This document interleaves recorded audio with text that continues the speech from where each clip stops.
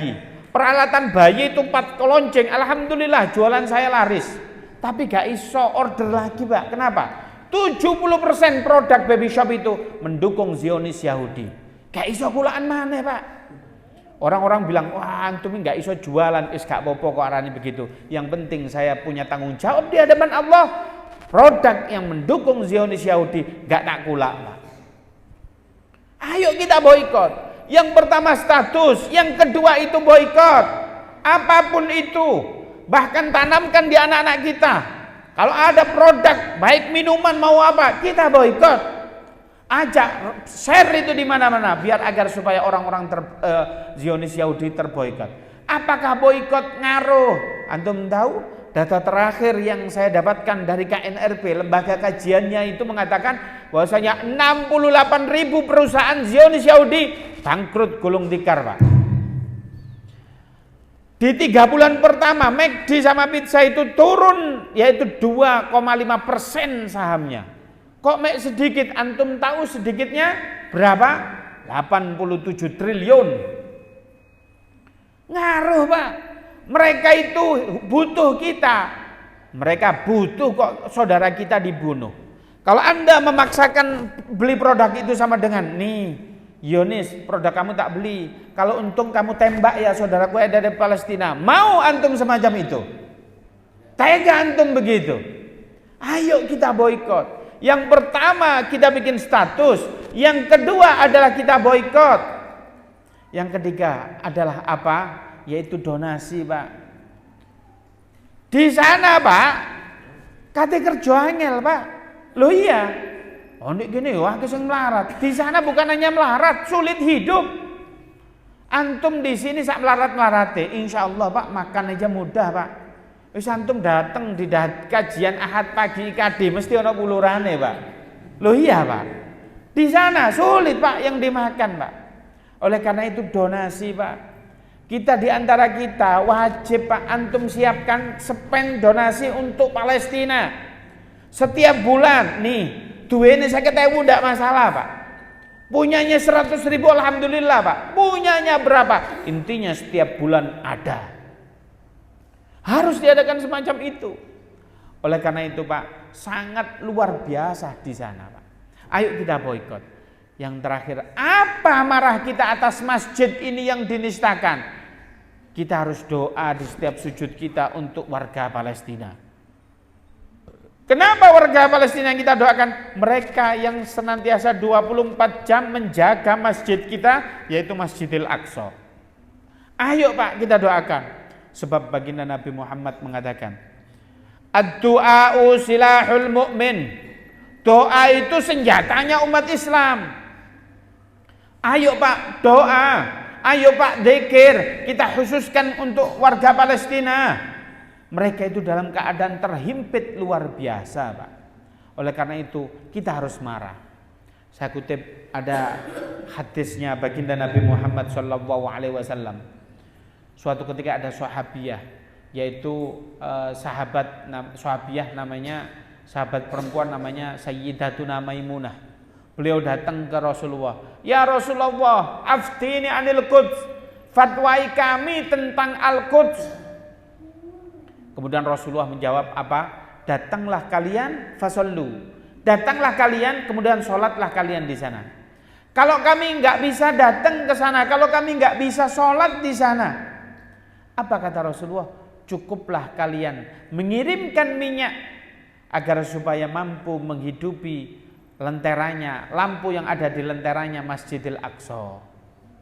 Apa sih makna hadis ini? Ada 3 perintah Rasulullah SAW. Kalian diperintahkan untuk datang ke sana.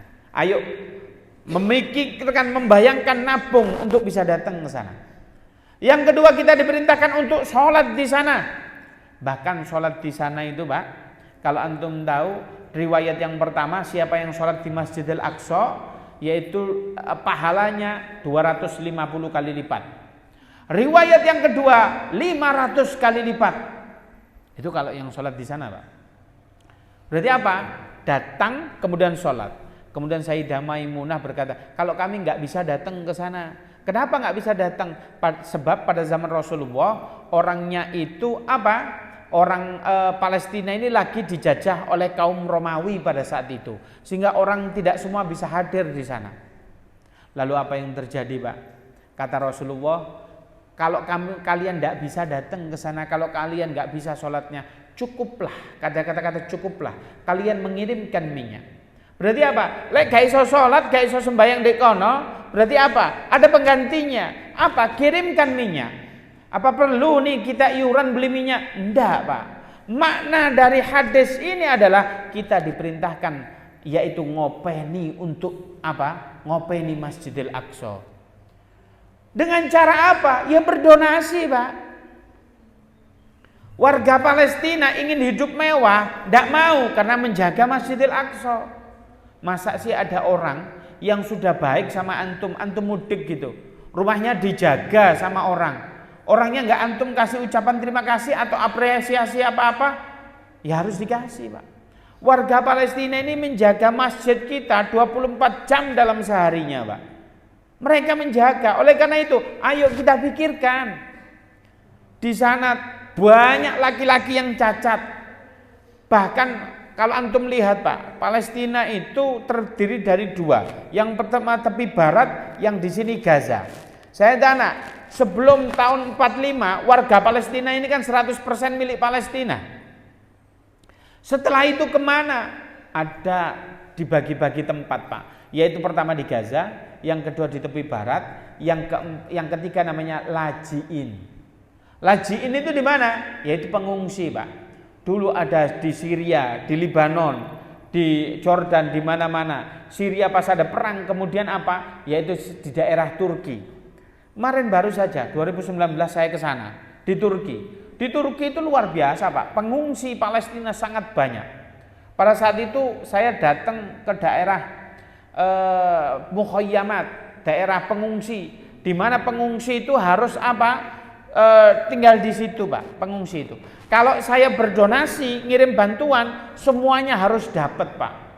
Lah saya ini mikir, donasi yang saya bawa ini kan diperuntukkan untuk warga Palestina.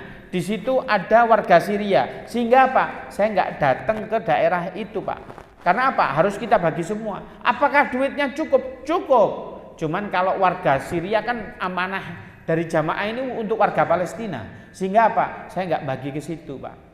Saya membagi donasi untuk orang di luar Mukhayyamat yang hidupnya lebih enak.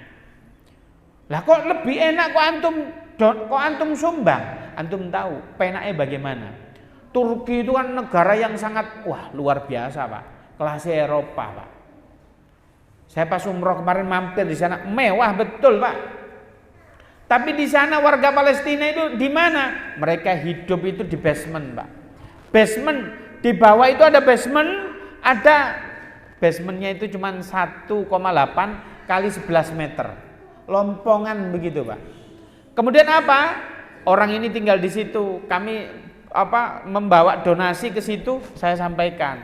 Masya Allah. Apa jawaban warga Palestina? Iya, saya mengucapkan terima kasih. Saya ini alhamdulillah hidup saya lebih enak daripada teman-teman saudara-saudara yang di tenda sana. Saya itu alhamdulillah dapat bantuan terus dari KNRP, setidaknya setahun minimal 5 kali, dari PBB sekali, jadi 6 kali.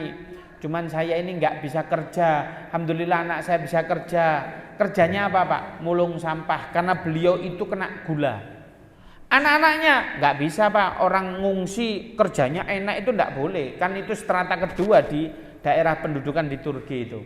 Sehingga di sana itu ribet sekali. Maka pada saat itu kita donasikan semacam itu. Orang yang di Lajiin kita urus, orang yang di Gaza kita urus, orang yang di daerah tepi barat kita urus. Lalu bagaimana? Pasti antum berpikir, Pak, donasi kita bisa masuk Gaza bagaimana? Donasi kita masuk Gaza itu alhamdulillah, Pak. Tatkala perang kita itu donasi alhamdulillah, Pak, kebanjiran, Pak. Kita itu pesen, insya Allah KNRP kurang lebih ada 3 kontainer. Itu penuh dengan bala bantuan, makanan apa segala macam, dan sudah antri di depan border. Border ditutup oleh Israel. Tapi pada saat itu berkat dukungan Qatar. Qatar ini Pak, Hamas melobi Qatar, kemudian apa? Berdua ini mengatakan bahwasanya untuk menekan Israel. Israel, ini kamu buka bordernya. Oke, kami buka, tapi kita minta tawanan yang kamu tawan di daerah Khilaf Gaza, maka kamu bebaskan. Iya, kami bebaskan. Tawanan itu dibebaskan Pak, kemudian kontainer ini bisa masuk, yaitu salah satunya milik KNRB, 3 kontainer bisa masuk. Alhamdulillahirabbil alamin. Tawanan itu diberikan, bahkan tawanannya berkata semacam ini, Hamas itu bukan teroris, Hamas itu manusia yang mulia. Saya ditawan, tidak merasa ditawan. Saya di sana dimuliakan, mereka sulit makan, tapi saya dikasih makan yang enak. Itu jawaban orang-orang yang ditawan Pak. Makanya Palestina itu luar biasa Pak. Makanya di sini Palestina harus kita bela. Cukuplah 3 alasan ini, nggak perlu alasan-alasan yang lain. Maka kita harus berdonasi untuk warga Palestina.